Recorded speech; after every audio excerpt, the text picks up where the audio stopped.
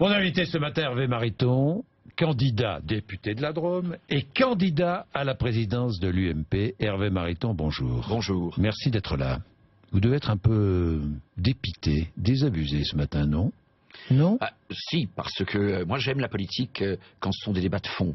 Je suis engagé dans le combat pour la présidence de l'UMP parce qu'il faut redresser un parti. Et puis, au lieu de débattre de cela, on est très encombré aujourd'hui par des commentaires sur des conversations, des démentis sur des conversations. C'est pas la vision que j'ai de la politique, c'est pas pour cela que je me suis engagé en politique, c'est pas pour cela que les militants de l'UMP font de la politique. C'est triste, il y a tant à faire pour notre pays, redresser notre économie, affirmer les valeurs. Et au lieu de cela, on en est réduit à des discussions de cours de récréation sur qu'a-t-il dit à ton copain. C'est assez triste. Bien, alors on va en parler dans un instant, on va parler de votre programme, de vos idées, mais auparavant, deux rendez-vous. Loïc Perron qui va être peut-être en direct, je ne sais pas, dans un instant, mais tout de suite, je voudrais, avant, vous faire écouter la conversation que j'ai eue ce matin sur RMC Découverte dès 7h10 avec l'un des deux journalistes du Monde, Gérard Davet en l'occurrence, qui ont rencontré, nos confrères, qui ont rencontré Jean-Pierre Jouyet, qui est secrétaire général de l'Élysée. C'était le 20 septembre dernier, et lors de cette conversation enregistrée, Jean-Pierre Jouyet leur a fait part de ce fameux déjeuner du 24 juin avec François Fillon. Écoutez, moi j'ai écouté ce matin l'enregistrement, voilà la conversation que j'ai eue ce matin avec Gérard Davet. Vous venez de me faire écouter sur votre ordinateur, disons clairement les choses, cette conversation qui confirme en tout point ce que vous écrivez dans le livre. Donc vous êtes serein. Pour l'instant, la justice ne vous a pas demandé les bandes. Non, pas encore.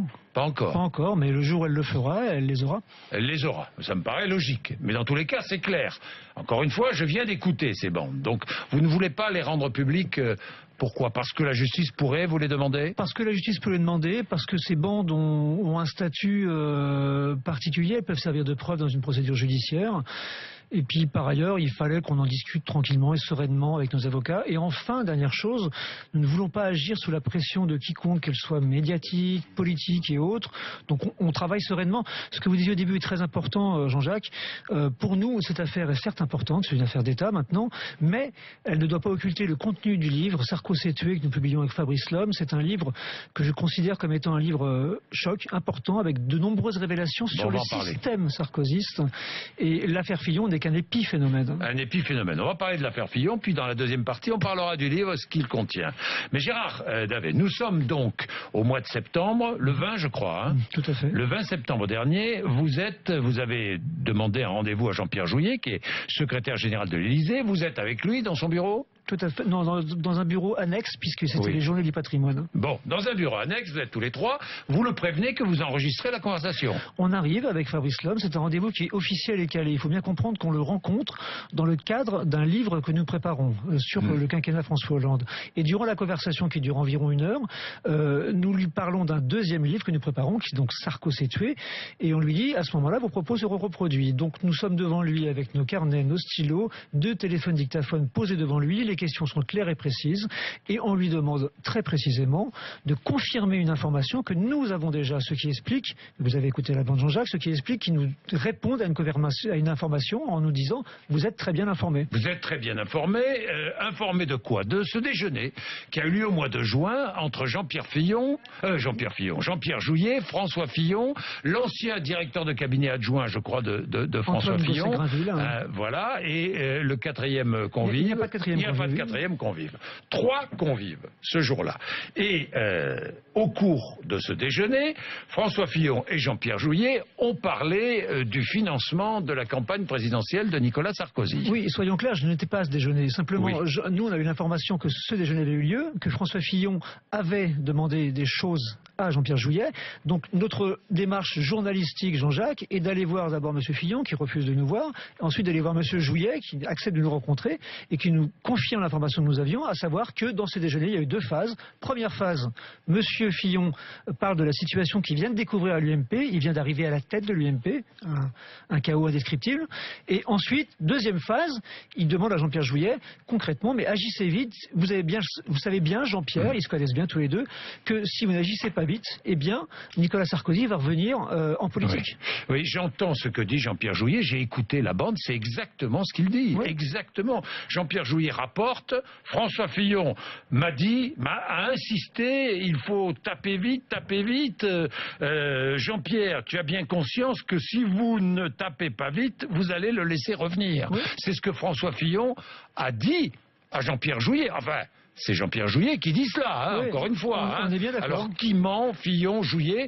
Apparemment, il avait l'air sincère sur la bande, hein, Jean-Pierre Jouyet. Il avait l'air plus que sincère. Et par ailleurs, chose importante, parce que c'est une démarche journalistique que nous avons eue avec Fabrice Lhomme, nous avons confirmé ce que nous a dit M. Jouyet. C'est-à-dire que nous avons confirmé à l'Élysée que la demande de M. Fillon avait été transmise jusqu'au président de la République, François Hollande, et que celui-ci avait répondu « Non, on n'intervient pas sur la justice ». Nous avons eu cette confirmation. Donc il n'y a pas que Jean-Pierre Jouyet.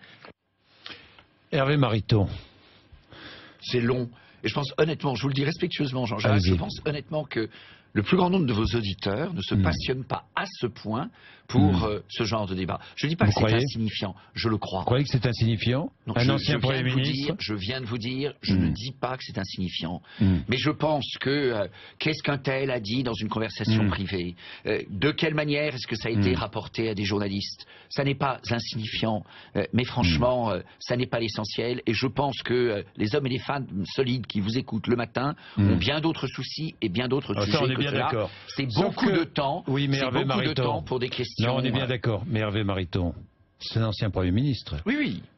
Et de l'autre côté, c'est le secrétaire général de l'Élysée, le numéro 2 de l'Élysée. Je comprends cela. Bon. D'abord, est-ce que vous pensez que François Fillon a pu dire ça? Non, je ne pense pas. Et franchement, honnêtement, je donne toute ma confiance. Je donne toute ma confiance à François Fillon. Honnêtement, c'est pas ce que vous dites. Honnêtement. Écoutez, moi je vous dis que je n'ai aucune raison d'imputer à cela à François Fillon.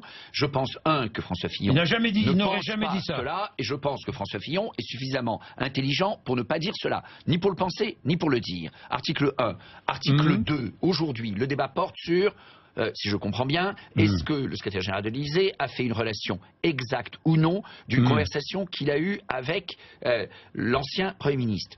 Qui peut répondre à cette question? Pas grand monde. L'une des 3 personnes qui étaient au déjeuner. Franchement, on est dans des débats où j'hésite. Alors, je veux être aimable. Entre le fait de savoir si on est sur des questions institutionnelles majeures ou des discussions de cours de récréation assez peu significatives. Connivence. Connivence. Pardon.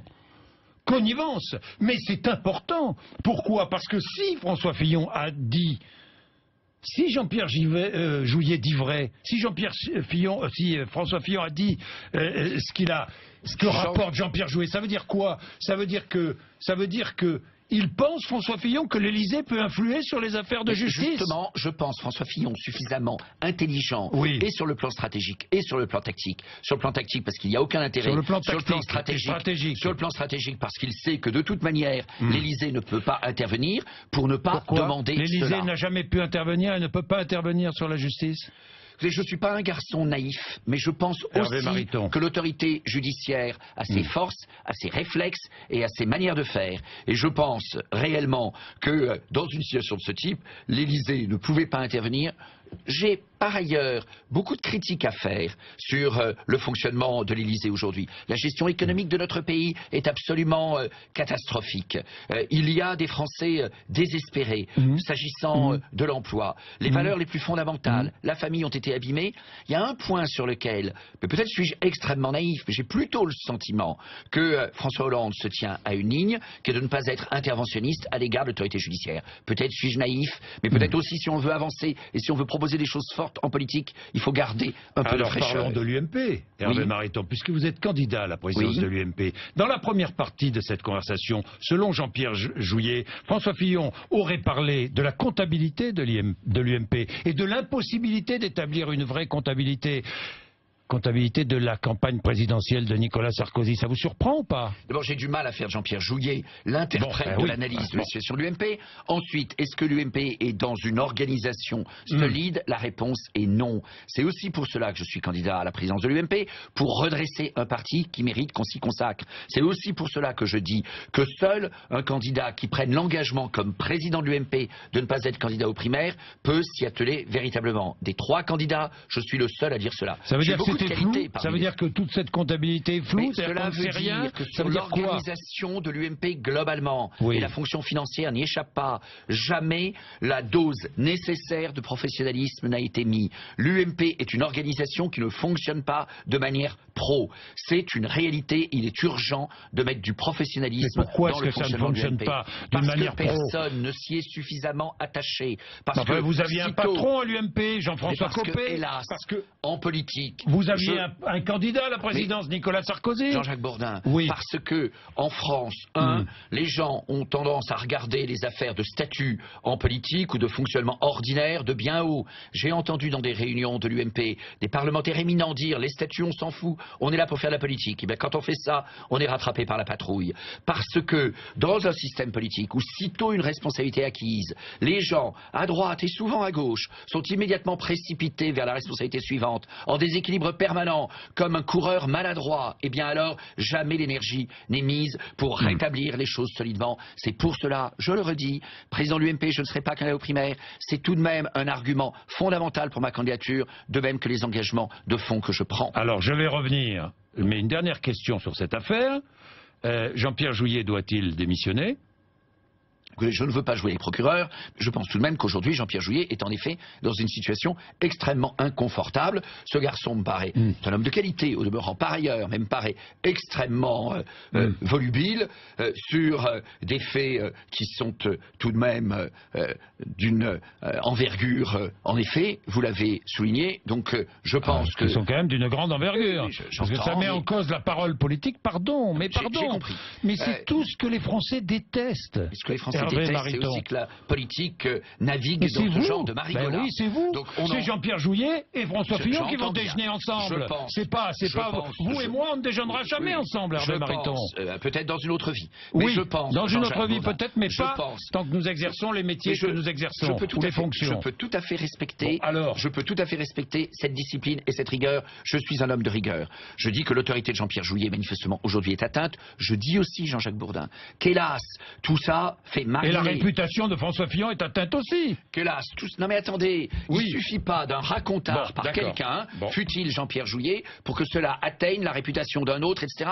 À un moment, on est dans l'amalgame qui est aussi une forme détestable de la vie politique. Oui, détestable. Alors l'UMP, parlons-en. Tiens, vous avez 2 concurrents à l'UMP, qui sont Nicolas Sarkozy et Bruno Le Maire. Bruno Le Maire ne sera pas candidat aux primaires. Il ne l'a pas dit. Oui, il n'est pas ça comme ça. Vous avez essayé de lui faire dire. Oui, j'ai essayé de lui faire dire. Non, mais je veux tout de même, parce que je pense en effet que l'engagement que je prends, je suis le seul des 3 à le prendre, est un élément important. Ça veut dire quoi? Ça veut dire que les 2 autres veulent se servir de cette élection à la présidence de l'UMP pour être candidat aux primaires et peut-être un jour président de la République. La réponse est oui. D'ailleurs, les choses... Nicolas Sarkozy, c'est évident. Bruno Le Maire, qui est par ailleurs un homme de qualité, avait échoué en 2012 à être candidat à la présidence de l'UMP. Il n'avait pas rassemblé les parrainages nécessaires et immédiatement, il a constitué des équipes dans la perspective de la préparation des primaires. C'est tout à fait légitime. Mais aujourd'hui, quand vous lui posez la question, il ne répond jamais clairement à cette question. Mais moi, je suis un garçon clair. Et je dis en effet que sur les 3 candidats, j'ai un certain nombre d'atouts. Président de l'UMP, je ne serai pas candidat aux primaires. On nous parle de l'affaire Big Malion. Des 3 candidats, je suis le seul à ne pas avoir été en affaire avec Big Malion. Sur le projet, je fais des réponses claires. Quand on interroge Nicolas Sarkozy sur la famille, personne ne comprend sa réponse. Quand Bruno Le Maire est interrogé sur la fiscalité, il était interrogé l'autre jour, telle ou telle réforme, il répond c'est envisageable. Ben non, en politique on ne dit pas que les choses sont envisageables. C'est oui ou c'est non. Est-ce que je suis favorable à des économies budgétaires vigoureuses pour réduire les impôts et réduire les déficits? La réponse est oui. Est-ce que pour fixer des richesses dans notre pays, je suis favorable à la suppression de l'ISF? C'est pas très populaire comme mesure. Mais à cette question je réponds oui. Quand mon concurrent répond c'est envisageable, c'est pas sérieux. Bien. Alors à propos, tiens, puisqu'on parle de social, de fiscalité, d'économie, le MEDEF propose aux syndicats et propose au gouvernement et aux candidats à toutes les élections de pouvoir licencier sans justification. Vous êtes d'accord ou pas? Je considère qu'il faut assouplir le droit du travail. Je considère que aujourd'hui, on a des rigidités qui sont absolument surréalistes. Bayrou ensuite m'a piqué l'idée, mais en politique, il n'y a pas de droit d'auteur. Mais j'avais moi-même été au bureau de poste de l'Assemblée, peser le code du travail suisse, 191 grammes, comparé au 1 kg 546 du code français. Pour autant dire qu'il ne doit y avoir aucun motif, la réponse est non. Un salarié, ça n'est pas un Kleenex. Donc assouplir le droit du travail, la réponse est oui. Modifier, je pense, au-delà, c'est un débat fondamental. À certains égards, je pense qu'on est dans la fin du salariat. Chacun d'entre nous doit être bien davantage responsable de sa vie, de son engagement économique aussi. Et je pense que c'est beaucoup de règles du salariat qui doivent évoluer. Et ce que ça veut dire, tant qu'on a un contrat de travail tel qu'il existe aujourd'hui, qu'on doit pouvoir licencier les gens sans motif, la réponse est non. Bien. Hervé Mariton, juste quelques mots, j'y pensais. Cette élection à la présidence de l'UMP, dites-moi, elle va se dérouler d'une manière très claire, franchement? Écoutez, vous avez des doutes ou pas? Non, je pose des questions et à ces questions, je n'ai pas toujours de réponse. Je pense, pour tout vous dire, davantage par incompétence que par malice. Un jour, j'avais une discussion avec Christine Lagarde et elle m'avait répondu, écoute Hervé, entre complot et conneries, c'est plus souvent conneries. Bon, sage principe, Christine Lagarde est une femme de qualité. Dans le cas qui nous occupe, il se trouve que j'ai autour de moi un certain nombre de compétences très affûtées dans le domaine de l'informatique et que j'ai posé une liste de questions techniques sur le déroulement du vote électronique. Plusieurs semaines après, j'ai toujours pas de réponse. Est-ce que c'est un complot? Je ne pense pas. Est-ce qu'il y a quelque part vous avez donc des doutes techniques? Vous avez des doutes sur la bonne qualité de J'ai des doutes sur la ce vote compétence technique mise en œuvre pour dérouler ce vote important. Et, écoutez, en même temps, moi je suis candidat à une élection, je débat sur le fond, je ne vais pas passer mon temps à demander à l'arbitre d'intervenir. Je suis dans le combat à fond. L'organisation de l'UMP, faire en sorte qu'on ait une organisation pro, le projet conquérant et rassurant, le niveau de vie et le mode de vie de nos concitoyens. Les éléments d'organisation du scrutin, eh bien, je suggère ensuite tout de même qu'on les regarde de près pour faire en sorte qu'on n'ait pas les mêmes problèmes au moment des primaires. Et nous n'aurons pas les résultats département par département. Non, c'est dommage parce que je souhaite que le vote électronique, c'est tout de même comme ça que les Français le comprennent, y compris les militants, que le vote électronique ce soit un progrès et pas un recul. Un progrès en termes de transparence, si ça peut l'être, en termes de rapidité et d'économie, peut-être, et que aussi, ça fait partie de la vie politique, chacun sache comment on a voté, que ce soit dans le Gard, dans la Drôme ou dans les Hauts-de-Seine. Malheureusement, ça sera manifestement pas le cas, je le regrette. Bien, nouveau délai, c'est une information BFM TV que nous donnons ce matin. Bruxelles est prêt à accorder un nouveau délai sur le budget de la France, mais demanderait à la France une garantie de 4 milliards d'euros qu'on irait, une caution en quelque sorte, à apporter à la Banque Centrale Européenne. Mais c'est ça le sujet. Le sujet, c'est pas les conversations de Juillet et de Fillon. Oui, le sujet, c'est pas non plus les grandes dissertations. Les sujets, c'est vous qui les créez. Pardon. Jean-Luc Baudin, ça n'est pas non plus. Moi, j'essaye d'être utile dans ce débat et utile à mon pays. Le sujet, c'est pas non plus les dissertations de Nicolas Sarkozy sur la République. Parce qu'en France, la République n'est pas en danger. Vous n'avez pas aimé son discours de Je trouve que c'est beaucoup trop général et je pense que les Français qui nous écoutent, il n'y en a aucun qui se dit la République est en danger. Mais il y en a beaucoup qui se disent la France est en péril. Notre budget, vous venez de le démontrer, est en réalité sous la tutelle de Bruxelles. Nous sommes dans une situation économique catastrophique, une situation de l'emploi qui est lamentable. Et François Hollande en a une grave responsabilité. Nous sommes dans une situation budgétaire périlleuse. Nous sommes désormais, vous venez de le démontrer, sous la tutelle de Bruxelles, avec un président de la République qui se comporte comme un alcoolique qui dit non, non, c'est la dernière fois. Comme un alcoolique. Oui, par rapport à l'impôt. Vous savez, l'alcoolique qui dit je vais m'arrêter de boire, mais encore un verre. Là, il a dit je vais m'arrêter de faire payer des impôts supplémentaires, mais encore un verre. Dans le budget 2015, dans la loi de finances rectificative pour 2014, dans la loi de financement de la sécurité sociale pour 2015, il y a de nouveau des prélèvements supplémentaires. Et ces prélèvements supplémentaires seront payés par les Français de nouveau en 2015, en 2016 et dans les années qui viennent. Il y a des impasses budgétaires majeures. Madame Royal, qui méprise la signature de l'État, l'écotaxe, Ecomove, le nucléaire. Il y a là-dedans des dizaines de milliards d'euros de dettes implicites. Une situation gravissime par ailleurs, car pour la première fois, au moment de la privatisation de l'aéroport de Toulouse, les proposants, les candidats étrangers se retirent, car la signature de l'État ne vaut rien. Et pire encore, sur les candidatures qui restent, et une seule étrangère chinoise, plus pour des raisons d'espionnage industriel, Airbus, que pour l'aéroport de Toulouse en tant que tel, pour la première fois apparaît une demande des banques auprès des candidats d'un risque pays. La France est devenue une république bananière. Ça veut dire que jusqu'à présent en France, au moins, la signature de l'État était respectée. Il y avait des risques économiques. économique que les banques aient payé. Mais il n'y avait pas de risque pays. Et pour la première fois, les entreprises candidates à la privatisation d'aéroports de Toulouse vont devoir payer un risque pays. À quel niveau notre économie est-elle tombée? C'est ça le sujet. C'est pas la réforme des institutions, c'est pas une dissertation sur la République, c'est pas le renouveau tel qu'un autre candidat à la présidence de l'UMP le propose en disant faut des limites sur le cumul des mandats, le nombre de mandats qu'on peut exercer et des choses de ce type-là. La réalité, c'est avoir un parti solide, une comptabilité en effet qui tienne la route, pro, avec des cartes qui arrivent dans les délais, avec des gens auxquels on répond au téléphone, on répond à leur courrier. Et on garde l'UMP. Mais oui, parce qu'il y a la mécanique qu'il faut changer profondément. Et quand il y a autant de pièces mécaniques à changer, on ne commence pas par modifier la carrosserie. Merci Hervé Mariton d'être venu nous voir ce matin.